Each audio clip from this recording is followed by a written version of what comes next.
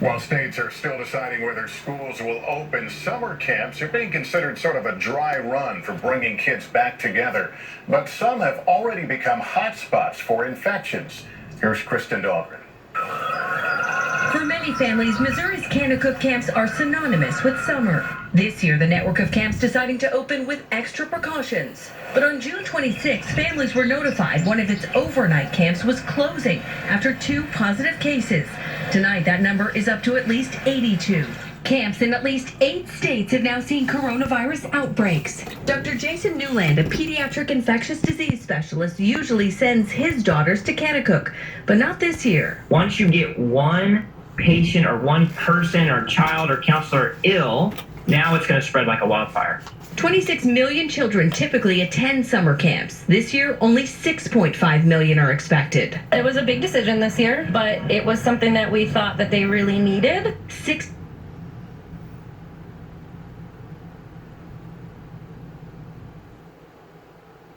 Children typically attend summer camps. This year, only 6.5 million are expected. It was a big decision this year, but it was something that we thought that they really needed. 60% of parents say they have no idea how to keep kids engaged this summer. Dr. Newland says outdoor day camps may be safer than sleepaway, but it all comes down to risk. Probably the question we all want to know better is, what is the likelihood that some of these children took it home and passed it to an adult?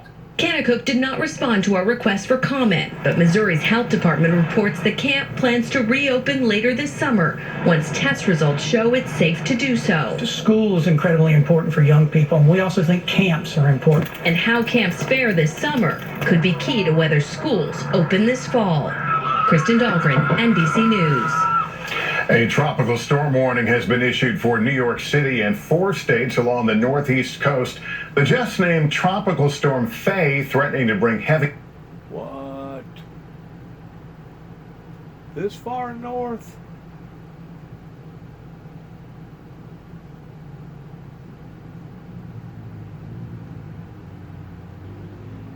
Tropical Storm Faye. Building. South Carolina, North Carolina region. 50-mile-an-hour winds. Friday at 2 o'clock. A lot of rain. A lot of flooding. Get ready, New York. Rain tomorrow. Faye is the 6th named storm of the season, the earliest that's ever happened. We're back in 60 seconds. The earliest. With new audio tapes of an officer involved in the Breonna Taylor shooting and what her boyfriend told police.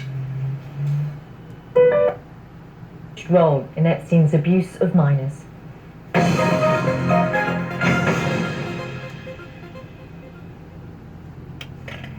The BBC is to go ahead with a plan to end free television licenses for people over the age of 75, apart from those on pension credit. There's been a 2-month delay to the proposal because of the coronavirus pandemic. Responsibility for the provision of free TV licenses for the over 75s was passed to the BBC as part of its licence fee settlement back in 2015. The BBC's chairman explained the thinking behind today's decision. The overwhelming factor has been one of fairness. We wanted to be fair to those over 75. We think the policy of helping those who are on pension credit is a fair one. This is the group who are the most financially disadvantaged. They are the group most or least able to affect their financial circumstances, and they are the group most affected by social isolation. We know that 80% of those who claim pension credit are single claimants, and we know the great majority of them live on their own. So the companionship of television and radio is important for that group.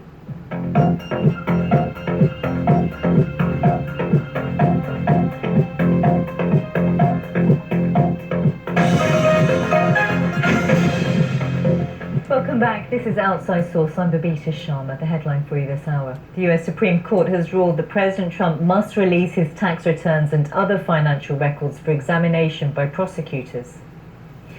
Let's take a look at some of the day's other news feeds. But the odds are we're not going to see them before the election. News for you. Police in South Korea have found the body of the mayor of the capital of Seoul, who had been reported missing. Sniffer Me which succeeded in starting a war that killed 600,000 Americans. The son of Jamaican immigrants, Powell grew up in the Bronx before encountering the Jim Crow South on his way to basic training at Fort Benning, Georgia. There's only one motel that you could stop at along the way that would accept black people. There was segregation. You better have some folks you could stay with or a lot of chicken in the car to keep you fed.